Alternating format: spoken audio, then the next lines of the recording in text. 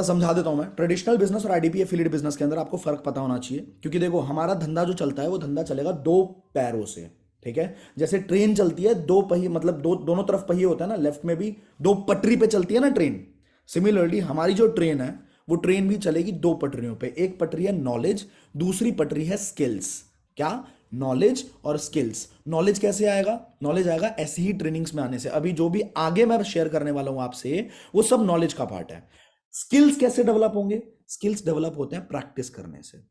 Skills कैसे develop होते हैं? अगर मुझे बोलने की प्रैक्टिस करनी है, अगर मुझे बोलने की कला सीखनी है, तो वो कैसे सीख सकता हूं मैं? कोई भी स्किल आप बोलो, तबला बजाना, गिटार बजाना, पियानो बजाना, ठीक है, पब्लिक स्पीकिंग करना, कंटेंट राइटिंग करना, ग्राफिक डिजाइनिंग करना, वीडियो एडिटिंग करना, शेयर मार्केट में ट्रेडिंग सीखना, you talk about any skill, सिर्फ और सिर्फ प्रैक्टिस करने से वो इंप्रूव होती है। जितना ज्यादा प्रैक्टिस करोगे उतना ज्यादा इंप्रूव होती चली जाएगी।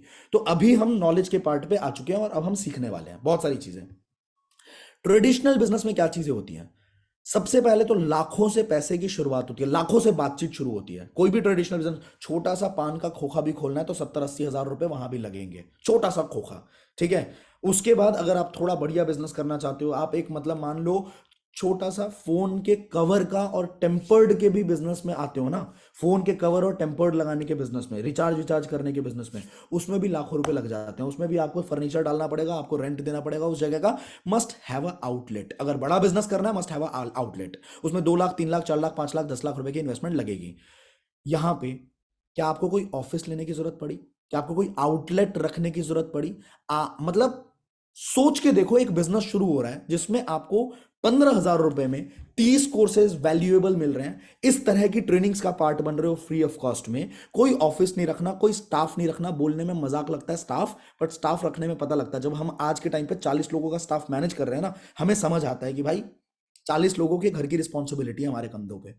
ठीक है, तो इन सारी परेशानियों से दूर होकर एक इंसान 70% प्रॉफिट शेयरिंग का मालिक होता है, वो है एक एफिलिएट। ठीक है, deals in products and services.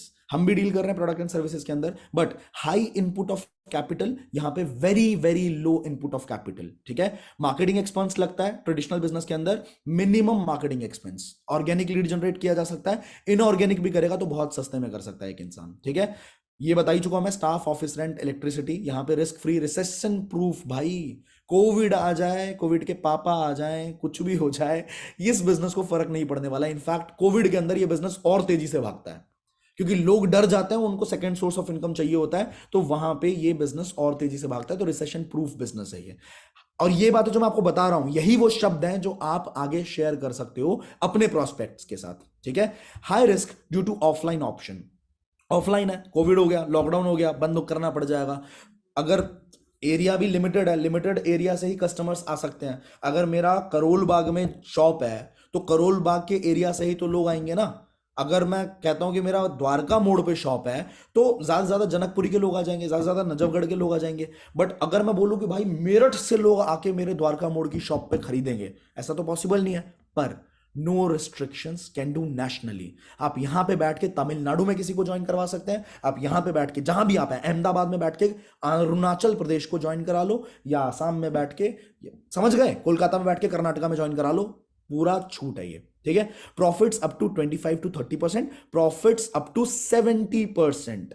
ठीक है, 70% से भी ज्यादा। इनफैक्ट जो लोग आईडीपी प्लस का पार्ट है उनको ज्यादा मिलता है, 75%, 80% भी कई बार मिल जाता है उनको। तो दैट इज द पॉइंट।